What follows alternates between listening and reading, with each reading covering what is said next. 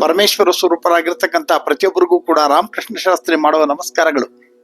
ಎಲ್ಲರೂ ಹೇಗಿದ್ದೀರಿ? ಇವತ್ತು ಈ ವಿಡಿಯೋ ಮಾಡ್ತಿರ್ತಕ್ಕಂಥ ಮುಖ್ಯ ಉದ್ದೇಶ ಗುರುಪೂರ್ಣಿಮಾ ಬಗ್ಗೆ ಹಲವು ವಿಚಾರಗಳನ್ನು ತಮ್ಮ ಜೊತೆ ಹಂಚಿಕೊಳ್ಬೇಕು ಅನ್ನೋದಷ್ಟೇ. ಹಾಗಾಗಿ ತಮಗೆಲ್ರಿಗೂ ಕೂಡ ಗುರುಪೂರ್ಣಿಮಾ ಹಬ್ಬದ ಹಾರ್ದಿಕ ಶುಭಾಶಯಗಳು. ಈ ಗುರುಪೂರ್ಣಿಮವನ್ನ ಪ್ರತಿ ವರ್ಷ ಆಷಾಢ ಮಾಸದಲ್ಲಿ ಬರ್ತಕ್ಕಂತಹ ಹುಣ್ಣಿಮೆಯ ದಿನ ಆಚರಿಸ್ತಾರೆ. ಇದು ಅತ್ಯಂತ ವಿಶೇಷವಾಗಿರ್ತಕ್ಕಂಥ ದಿವಸ ಅಂದ್ರೆ ಅತಿಶಯೋಕ್ತಿ ಏನು ಅಲ್ಲ. ಯಾಕೆಂದ್ರೆ ನಮ್ಮ ಜೀವನದಲ್ಲಿ ಅಂದ್ರೆ ಅನೇಕ ಕೋಟಿ ಜೀವರಾಶಿಗಳನ್ನ ನಾವು ನೋಡ್ತೇವೆ. ಹಾಗಾಗಿ ಇಂತಹ ಕೋಟಿ ಕೋಟಿ ಜೀವರಾಶಿಗಳು ಇದ್ದಂತಹ ಸಂದರ್ಭದಲ್ಲಿ ನಾವುಗಳು ಕೂಡ ಅನೇಕ ಕೋಟಿ ಜೀವನವನ್ನ ಅಂದ್ರೆ ಆ ಜೀವರಾಶಿಗಳ ಒಂದು ಜನ್ಮವನ್ನ ತಳೆದು ಅತ್ಯಂತ ಪುಣ್ಯವಶಾತ್ ಬಹಳ ಉತ್ತಮೋತ್ತಮವಾಗಿರ್ತಕ್ಕಂತಹ ಮನುಷ್ಯ ಜನ್ಮವನ್ನ ನಾವು ಪಡೆದಿದ್ದೀವಿ. ಈ ಉತ್ತಮವಾಗಿರ್ತಕ್ಕಂಥ ಮನುಷ್ಯ ಜನ್ಮವನ್ನ ನಾವು ಸಾರ್ಥಕ ಮಾಡ್ಕೋಬೇಕು. ಹಾಗಾಗಿ ಭಗವಂತ ನಮಗೆ ಕರುಣಿಸಿರ್ತಕ್ಕಂತಹ ಇಂತಹ ಅತ್ಯುತ್ತಮವಾಗಿರ್ತಕ್ಕಂತಹ ಒಂದು ಜನ್ಮ ಹೇಗೆ ಸಾರ್ಥಕ ಮಾಡ್ಕೋಬೇಕು ಅಂದಾಗ ನಮಗೆ ಇರ್ತಕ್ಕಂಥ ಆಯಸ್ಸು ಎಷ್ಟಿದೆಯೋ ಅಷ್ಟರಲ್ಲೇ ನಾವು ನಮ್ಮ ಹೆಚ್ಚಾದ ಪ್ರಯತ್ನವನ್ನ ಮಾಡಿ ಉತ್ತಮ ಗತಿಯನ್ನ ಪಡೆಯೋದಿಕ್ಕೆ, ಮೋಕ್ಷವನ್ನ ಪಡೆಯೋದಿಕ್ಕೆ ನಾವು ಪ್ರಯತ್ನ ಮಾಡಬೇಕು. ಯಾಕಂದ್ರೆ ಜಗನ್ಮಾತೆಯಾಗಿರ್ತಕ್ಕಂತಹ ಲಲಿತಾದೇವಿ ಇಂತಹ ಒಂದು ಅತ್ಯುತ್ತಮವಾಗಿರ್ತಕ್ಕಂಥ ಅವಕಾಶವನ್ನ ಕಲ್ಪಿಸಿಕೊಟ್ಟಿದ್ದಾಳೆ. ಹಾಗಾಗಿ ಇಂತಹ ಅವಕಾಶವನ್ನ ನಾವು ನಮಗೆ ಇರ್ತಕ್ಕಂಥ ಆಯಸ್ಸಲ್ಲೇ, ಯಾಕಂದ್ರೆ ನಮಗ್ ಗೊತ್ತಿಲ್ಲ ಹುಟ್ಟಿದಾಗಿಂದ ನಾವು ಯಾವಾಗ ಹೋಗ್ತೀವಿ ಅನ್ನೋ ವಿಚಾರ ನಮಗ್ ಗೊತ್ತಿಲ್ಲ. ಆದ್ರೆ ಇರೋ ಅಷ್ಟು ವರ್ಷಗಳಲ್ಲೇ ಅಥವಾ ಇರೋ ಅಷ್ಟು ಆಯಸ್ಸಿನಲ್ಲೇ ನಾವು ನಮ್ಮ ಜೀವನವನ್ನ ಸಾರ್ಥಕ ಮಾಡ್ಕೋಬೇಕು. ಉದಾಹರಣೆಗೆ ನೋಡಿ, ಹೀಗೆ ನಾವು ಕಾಲವನ್ನ ವ್ಯಯ ಮಾಡೋದ್ರಿಂದ ಯಾವುದೋ ಕೆಲ್ಸಕ್ಕೆ ಬರದೇ ಇರತಕ್ಕಂಥ ವಿಚಾರಗಳನ್ನ ಆಲೋಚನೆ ಮಾಡ್ತಾ, ಈ ನಾವು ಮಾಡಬಾರ್ದ ಕೆಲಸಗಳನ್ನ ಮಾಡ್ತಾ, ಅನ್ಯಾಯಗಳನ್ನ ಮಾಡ್ತಾ, ಯಾವುದು ಒಂದು ಒಳ್ಳೆಯ ಕಡೆ ಗಮನ ಕೊಡದೆ ಬರೀ ಪಶು ಜೀವನವನ್ನ ಮಾಡಬಾರ್ದು. ಹಾಗಾಗಿ ಒಳ್ಳೆಯದನ್ನ ಆಲೋಚನೆ ಮಾಡಿ ನಾವು ಈ ಭೂಮಿಯ ಮೇಲೆ ಯಾವ್ದಕ್ಕೆ ಕೊಟ್ಟಿದ್ದೀವಿ ಅನ್ನೋದನ್ನ ಅರ್ಥ ಮಾಡಿಕೊಂಡು ಜೀವನವನ್ನ ಹೇಗ್ ಮಾಡಬೇಕು, ಉತ್ತಮ ಜೀವನವನ್ನ ಹೇಗ್ ಮಾಡಬೇಕು, ನಮ್ಮ ಜೀವನ ಸಾರ್ಥಕ ಮಾಡ್ಕೊಳ್ಬೇಕಾದ್ರೆ ಏನ್ ಮಾಡಬೇಕು ಅನ್ನೋಂತಹ ಅದ್ರ ಬಗ್ಗೆ ನಾವು ಯೋಚನೆಯನ್ನ ಮಾಡಿ ನಾವು ಹೇಗೆ ಜೀವನವನ್ನು ನಡೆಸ್ಬೋದು, ಗತಿ ಪಡಿಬೇಕು, ಉತ್ತಮವಾಗಿರ್ತಕ್ಕಂಥ ಗತಿ ಹಾಗೂ ಮೋಕ್ಷವನ್ನ ಪಡಿಬೇಕು ಅಂದ್ರೆ ಏನ್ ಮಾಡಬೇಕು ಅನ್ನೋದ್ರ ಬಗ್ಗೆ ನಾವು ಆಲೋಚನೆ ಮಾಡಬೇಕಾಗತ್ತೆ. ಜೀವನ ಅಂದ್ರೆ ಏನು, ಯಾವ ದಾರಿಯಲ್ಲಿ ನಾವು ನಡೆದರೆ ಅಥವಾ ಯಾರ ಮಾರ್ಗದರ್ಶನದಲ್ಲಿ ಹೋದ್ರೆ ಜೀವನ ಸಾರ್ಥಕವಾಗತ್ತೆ, ಹೀಗೆ ಅನೇಕ ಪ್ರಶ್ನೆಗಳು ನಮಗೆ ಎದುರಾಗತ್ತೆ. ಯಾಕಂದ್ರೆ ನಮ್ಮ ಜೀವನ ಮಾಡಬೇಕು, ಒಳ್ಳೆಯ ಉತ್ತಮವಾಗಿರ್ತಕ್ಕಂಥ ಜೀವನ ಮಾಡಬೇಕು ಅಂದಾಗ ನಮಗೆ ಒಬ್ಬ ಒಳ್ಳೆಯ ಮಾರ್ಗದರ್ಶನ ಮಾಡತಕ್ಕಂಥವ್ರು ಬೇಕು. ಹಾಗಾಗಿ ಇಂತಹ ಮಾರ್ಗದರ್ಶನವನ್ನ ಮಾಡಬೇಕು ಅನ್ನೋದಾದ್ರೆ ನಮ್ಮ ಜ್ಞಾನ ಬೆಳವಣಿಗೆ ಆಗಬೇಕು. ಈ ಜ್ಞಾನ ಬೆಳವಣಿಗೆ ಆಗಬೇಕು ಅಂತಂದ್ರೆ ನಮ್ಮ ಅಜ್ಞಾನ ಅಂತಕ್ಕಂತಹ ಕತ್ತಲು ಕಳಿಬೇಕು. ಹಾಗಾದ್ರೆ ನಮ್ಮ ಜ್ಞಾನ ಬೆಳವಣಿಗೆ ಆಗಬೇಕು, ಅಜ್ಞಾನ ಕಳಿಬೇಕು ಅನ್ನೋದಾದ್ರೆ ನಮಗೆ ಬೇಕಾಗಿರ್ತಕ್ಕಂತಹದ್ದು ಏನು ಅಂದ್ರೆ ಇದಕ್ಕೆ ಉತ್ತರ ಗುರು. ಇಲ್ಲಿ ಸಂಸ್ಕೃತದಲ್ಲಿ ಒಂದು ಶ್ಲೋಕವನ್ನು ಹೇಳ್ತಾರೆ, ಗುರು ಅನ್ನೋದಕ್ಕೆ ಅರ್ಥವನ್ನು ಹೇಳ್ತಾರೆ. ಗು ಅಂತಂದ್ರೆ ಏನು, ರು ಅಂದ್ರೆ ಏನು ಅನ್ನೋದನ್ನ ಇಲ್ಲಿ ಹೇಳ್ತಾರೆ. ಗುಕಾರೋ ಅಂಧಕಾರಸ್ತು ಋಕಾರಸ್ತನ್ನಿವಾಕರ ಅಂಧಕಾರ ನಿರೋಧತ್ವಾತ್ ಗುರುರಿತ್ಯಭಿಧೀಯತೆ. ಅಂದ್ರೆ ಇಲ್ಲಿ ಗು ಅಂತಂದ್ರೆ ಅಜ್ಞಾನ ಅಂತಕ್ಕಂಥ ಕತ್ತಲನ್ನ ಕಳಿತಕ್ಕಂಥವನು. ಗು ಅಂತಂದ್ರೆ ಅಜ್ಞಾನ, ಕತ್ತಲೆ. ರು ಅಂತಂದ್ರೆ ಅದನ್ನ ತೆಗೆದಾಕ್ತಕ್ಕಂಥವನು. ನೋಡಿ, ನಮ್ಮ ಪುರಾಣ ಇತಿಹಾಸಗಳು ಇವೆಲ್ಲವನ್ನು ನೋಡಿದ್ರೆ ಅನೇಕ ಅವತಾರ ಪುರುಷರು ನಮ್ಮ ಭೂಮಿಯಲ್ಲಿ ಅವತಾರ ಎತ್ತಿದ್ದಾರೆ, ಹುಟ್ಟಿದ್ದಾರೆ. ಅವರು ಅವತಾರ ಪುರುಷರೇ ಆಗಿದ್ರು ಕೂಡ.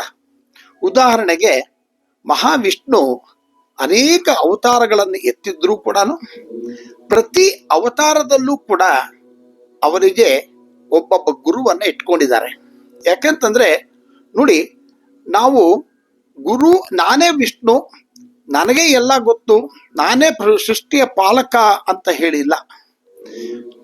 ಮನುಷ್ಯ ಜನ್ಮವನ್ನ ತಾನು ಇಲ್ಲಿ ಅವತಾರ ಮಾಡಿದಾಗ ಅವನಿಗೂ ಕೂಡ ಒಬ್ಬ ಗುರು ಅವಶ್ಯಕತೆ ಇದೆ ಅನ್ನೋದನ್ನು ಹೇಳೋದಕ್ಕೆ. ಇಲ್ಲಿ ನೋಡಿ, ಶ್ರೀರಾಮಚಂದ್ರನಿಗೆ ವಶಿಷ್ಠರ ಗುರುಗಳಾದ್ರೆ ಶ್ರೀಕೃಷ್ಣನಿಗೆ ಸಾಂದೀಪನಿ ಮುನಿಗಳು, ಭೀಷ್ಮನಿಗೆ ಪರಶುರಾಮ, ಅದೇ ಪರಶುರಾಮನಿಗೆ ದತ್ತಾತ್ರೇಯ ಸ್ವಾಮಿ. ಈಗಿನ ಕಾಲಕ್ಕೆ ಸ್ವಲ್ಪ ಹಿಂದೆ ಬಂದ್ರೆ ರಾಮಕೃಷ್ಣ ಪರಮಹಂಸರು ವಿವೇಕಾನಂದರಿಗೆ, ಹಾಗೆ ಶ್ರೀಕೃಷ್ಣನಿಗೆ ಆ ಕಾಲದಲ್ಲಿ ಶ್ರೀಕೃಷ್ಣನಿಗೆ ಶಿಷ್ಯ ಅಭಿಮನ್ಯು. ಆಮೇಲೆ ರಾಕ್ಷಸರು ಅಷ್ಟು ಶಕ್ತಿಯುತವಾಗಿದ್ರು ಕೂಡ, ಎಲ್ಲ ವಿದ್ಯೆಗಳಲ್ಲೂ ಕೂಡ ಅವರು ಪರಿಣಿತಿ ಹೊಂದಿದ್ರು ಕೂಡ ಅವರು ಒಬ್ಬ ಗುರುವನ್ನ ಇಟ್ಕೊಂಡಿದ್ರು. ಅವರು ಶುಕ್ರಾಚಾರ್ಯರು. ದೇವತೆಗಳಿಗೆ ಬೃಹಸ್ಪತಿ. ನೋಡಿ, ಹಾಗೆ ಪ್ರತಿ ಒಬ್ಬರು ಕೂಡ ಅವರು ಎಷ್ಟೇ ಶ್ರೇಷ್ಠರಾದ್ರೂ ಸರಿ, ಅವರು ಎಷ್ಟೇ ವಿದ್ಯೆ ಇದ್ರೂ ಸರಿ, ಅವರಿಗೆ ಒಬ್ಬ ಗುರು ಬೇಕೇ ಬೇಕು. ಹಾಗಾಗಿ ಆ ಗುರು ಮಾರ್ಗದರ್ಶನವನ್ನ ಅವರು ಪಡಿತಿರ್ತಾರೆ ಮುಂದೆ. ಆದ್ರಿಂದ ಈ ಗುರುವಿನ ಪಾತ್ರ ನಮ್ಮ ಜೀವನದಲ್ಲಿ ಎಷ್ಟು ಮುಖ್ಯ ಅಂತಂತಂದ್ರೆ, ಗುರುವನ್ನ ಗುರು ಬ್ರಹ್ಮ, ಗುರುರ್ ವಿಷ್ಣು, ಗುರುದೇವೋ ಮಹೇಶ್ವರ, ಗುರು ಸಾಕ್ಷಾತ್ ಪರಬ್ರಹ್ಮ, ತಸ್ಮೈ ಶ್ರೀ ಗುರುವೇ ನಮಃ ಅಂತ ಹೇಳ್ತಾರೆ. ಭಾರತೀಯ ಸಂಸ್ಕೃತಿಯಲ್ಲಿ ಗುರು ಕೇವಲ ಶಿಕ್ಷಕನಲ್ಲ, ಅವನು ಜ್ಞಾನದಾತ, ಮಾರ್ಗದರ್ಶಕ, ಪ್ರೇರಕ ಮತ್ತು ಆತ್ಮೋನ್ನತಿಯ ಪಥವನ್ನು ತೋರಿಸ್ತಕ್ಕಂತಹ ದಿವ್ಯ ಶಕ್ತಿ. ಆದ್ರಿಂದ ಅವನು ಜ್ಞಾನ ಸೂರ್ಯ ಅಂತ ಕೂಡ ಕರೀತಾರೆ. ಉಪನಿಷತ್ತುಗಳು ಗುರು ಮಹಿಮೆಯನ್ನ ಅತ್ಯುನ್ನತ ಸ್ಥಾನದಲ್ಲಿ ಪ್ರತಿಪಾದಿಸುತ್ತಂತೆ. ಏನ್ ಹೇಳುತ್ತೆ? ಮುಂಡಕೋಪನಿಷತ್ನಲ್ಲಿ ಏನ್ ಹೇಳ್ತಾರೆ ಅಂದ್ರೆ, ತದ್ವಿಜ್ಞಾನಾರ್ಥ ಸ ಗುರುಂ ಏವ ಅಭಿಗಚ್ಚೇತ್ ಸಮಿತ್ಪಾಣಿ ಶ್ರೋತ್ರಿಯಂ ಬ್ರಹ್ಮನಿಷ್ಠಂ ಅಂತ ಹೇಳುತ್ತೆ. ಅಂದ್ರೆ ಪರಮ ಸತ್ಯದ ಜ್ಞಾನವನ್ನ ಪಡಿಬೇಕು ಅಂದ್ರೆ ಶ್ರೋತ್ರಿಯನು ಬ್ರಹ್ಮನಿಷ್ಠನಾಗಿರಬೇಕು. ಅಂತಹ ಒಳ್ಳೆಯ ಗುರುವನ್ನ ವಿನಯದಿಂದ ಆಶ್ರಯಿಸಬೇಕು ಅಂತಾನೆ. ಗುರುವಾಗಿರ್ಬೇಕಾಗಿದ್ದ ಒಂದು ಕ್ವಾಲಿಟಿ, ಅವನು ಬ್ರಹ್ಮನಿಷ್ಠನಾಗಿರ್ಬೇಕು, ಜ್ಞಾನಿ ಆಗಿರ್ಬೇಕು. ಅಂತಹ ಗುರುವನ್ನ ವಿನಯದಿಂದ ಆಶ್ರಯಿಸಬೇಕು ಅಂತ ಈ ಶ್ರುತಿ ವಾಕ್ಯ ಭಾರತೀಯ ಗುರು ಶಿಷ್ಯ ಪರಂಪರೆಯ ಶ್ರೇಷ್ಠ ಆದರ್ಶವನ್ನು ಕೂಡ ಇದು ಸಾರ್ತಾ ಇದೆ. ಹಿಂದೆ ಭಗವಾನ್ ಶ್ರೀಕೃಷ್ಣ ಪರಮಾತ್ಮನು ಭಗವದ್ಗೀತೆನಲ್ಲಿ ಏನ್ ಹೇಳ್ತಾನೆ ಅಂದ್ರೆ, ತದ್ವಿದ್ಧಿ ಪ್ರಣಿಪಾತೇನ ಪರಿಪ್ರಶ್ನೇನ ಸೇವೆಯ ಉಪದೇಶ್ಯಂತಿ ತೇ ಜ್ಞಾನಂ ಜ್ಞಾನಿನ ತತ್ವದರ್ಶಿನಃ ಅಂತ. ಅಂದ್ರೆ ವಿನಯ, ಸೇವಾಭಾವ ಮತ್ತೆ ಜಿಜ್ಞಾಸೆಯಿಂದ ಗುರುವನ್ನ ಆಶ್ರಯಿಸಿದಾಗ ತತ್ವದರ್ಶಿಗಳಾದ ಜ್ಞಾನಿಗಳು ನಿಜವಾದ ಜ್ಞಾನವನ್ನು ಬೋಧಿಸ್ತಾರೆ ಅಂತ ಹೇಳಿ. ಹಾಗಾದ್ರೆ ಶಂಕರ ಭಗವತ್ಪಾದರು ಒಂದು ಪ್ರಶ್ನೆ, ಗುರು ಯಾರು, ಕೋ ಗುರುಹು ಅನ್ನೋ ಪ್ರಶ್ನೆಗೆ ಆದಿಶಂಕರಾಚಾರ್ಯರು ಒಂದು ಮಾತನ್ನ ಹೇಳ್ತಾರೆ. ಅಧಿಗತ ತತ್ವ ಶಿಷ್ಯಹಿತಾಯ ಭುಜ್ಯತ ಸತತಂ ಅಂತ. ಅಂದ್ರೆ ಸ್ವತಃ ತತ್ವವನ್ನ ಅರಿತು ಸದಾ ಶಿಷ್ಯನ ಹಿತಕ್ಕಾಗಿ ಶ್ರಮಿಸೋವನೇ ನಿಜವಾದ ಗುರು ಅನ್ನೋ ಮಾತನ್ನು ಹೇಳ್ತಾರೆ. ನಾವು ಸಾಮಾನ್ಯವಾಗಿ ಮಾತಾಡ್ತಾ ಹೇಳ್ತಾ ಇರ್ತೀವಿ, ಜೀವನದಲ್ಲಿ ಗುರಿ ಮುಂದೆ ಇರಬೇಕು, ಹಿಂದೆ ಗುರು ಇರಬೇಕು. ಗುರು ಇಲ್ಲದೆ ಇದ್ರೆ ಅದು ಗುರಿ ತಲುಪೋದು ಬಹಳ ಕಷ್ಟ ಅಂತ ಹೇಳಿ. ಹಾಗಾಗಿ ಈ ಗುರು ಪೂರ್ಣಿಮಾ ದಿವಸ ಯಾತಕ್ಕೆ ಆಚರಿಸ್ತಾರೆ ಅಂದ್ರೆ, ಮಹರ್ಷಿ ಪರಾಶರ ಹಾಗೂ ಸತ್ಯವತಿಯರ ಪುತ್ರನಾಗಿ ವೇದವ್ಯಾಸರು ಜನಿಸ್ತಾರೆ. ಈ ಮಹಾನುಭಾವ ವೇದವ್ಯಾಸರು ವಿಷ್ಣುವಿನ ಅಂಶದಿಂದ ಹುಟ್ಟಿದಂಥವ್ರು. ಈ ವೇದವ್ಯಾಸರು ಆ ಹುಟ್ಟಿದ ದಿನವನ್ನ ಗುರುಪೂರ್ಣಿಮಾ ಅಂತ ನಾವು ಆಚರಿಸ್ತೀವಿ. ಅಪಾರವಾದ ಜ್ಞಾನ ರಾಶಿಯಾಗಿರ್ತಕ್ಕಂತಹ ವೇದಗಳನ್ನ 4 ವೇದಗಳಾಗಿ, ಋಗ್ಯಜ ಸಾಮ ಅಥರ್ವಣ ಅಂತ 4 ಭಾಗಗಳಾಗಿ ವಿಂಗಡಿಸಿ, ಅವರ ಶಿಷ್ಯರಾಗಿರ್ತಕ್ಕಂತಹ ಪೈಲ, ವೈಶಂಪಾಯನ, ಜೈಮಿನಿ ಮತ್ತೆ ಸುಮಂತ ಅಂತವರಿಗೆ ಆ ಜವಾಬ್ದಾರಿಯನ್ನ ವಹಿಸ್ತಾರಂತೆ.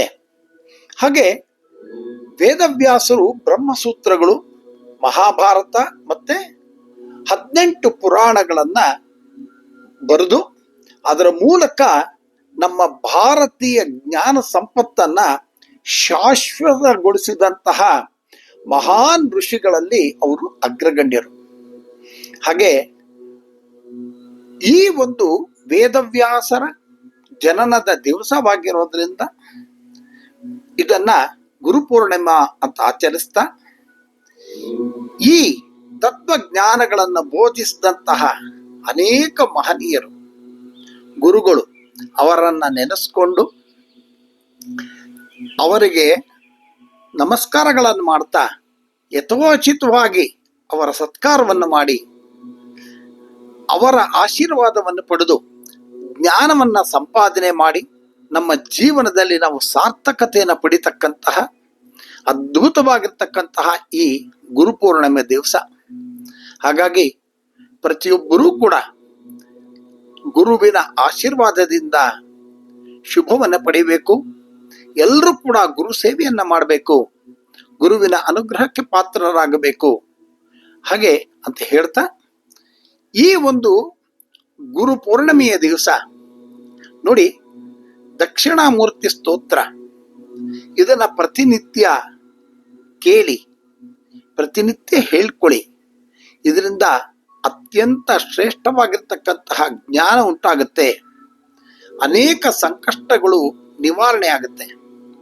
ಹಾಗಾಗಿ ಈ ಶ್ರೀ ದಕ್ಷಿಣಾಮೂರ್ತಿ ಸ್ತೋತ್ರವನ್ನ ಪಾರಾಯಣ ಮಾಡಿದಾಗ, ಒಂದು ಉದಾಹರಣೆ ಹೇಳಬೇಕು ಅಂದ್ರೆ, ಯಾರಿಗಾದ್ರೂ ಗ್ರಹ ದೋಷಗಳಿದ್ದ ಸಂದರ್ಭದಲ್ಲಿ ಗುರುವಿನ ಅನುಗ್ರಹದಿಂದ ಆ ಗ್ರಹಗಳಿಂದ ಉಂಟಾಗ್ತಕ್ಕಂತಹ ದುಷ್ಪರಿಣಾಮಗಳಿಂದ ಅವರು ಬಿಡುಗಡೆ ಹೊಂದುತ್ತಾರೆ. ಹಾಗಾಗಿ ಈ ಶಿವ ಪಾರ್ವತಿಯರ ಸಮ್ಮಿಳಿತವಾಗಿರ್ತಕ್ಕಂತಹ ಶಕ್ತಿಯುತವಾಗಿರ್ತಕ್ಕಂತಹ ಈ ದಕ್ಷಿಣಾಮೂರ್ತಿಯ ಒಂದು ಅನುಗ್ರಹಕ್ಕೆ ಪಾತ್ರರಾಗಿ, ಹಾಗೆ ಗುರುಗಳ ಅನುಗ್ರಹ ಬಹಳ ಮುಖ್ಯ. ತಾವುಗಳು ಗುರುಗಳ ಸೇವೆಯನ್ನ ಮಾಡಿ ಗುರುಗಳ ಅನುಗ್ರಹಕ್ಕೆ ಪಾತ್ರರಾಗಿ ಅಂತ ಹೇಳ್ತಾ, ಮತ್ತೊಮ್ಮೆ ತಮಗೆಲ್ಲರಿಗೂ ಕೂಡ ಗುರು ಪೌರ್ಣಮಿಯ ಹಾರ್ದಿಕ ಶುಭಾಶಯಗಳು. ಎಲ್ರಿಗೂ ಶುಭವಾಗಲಿ. ನಮಸ್ಕಾರ.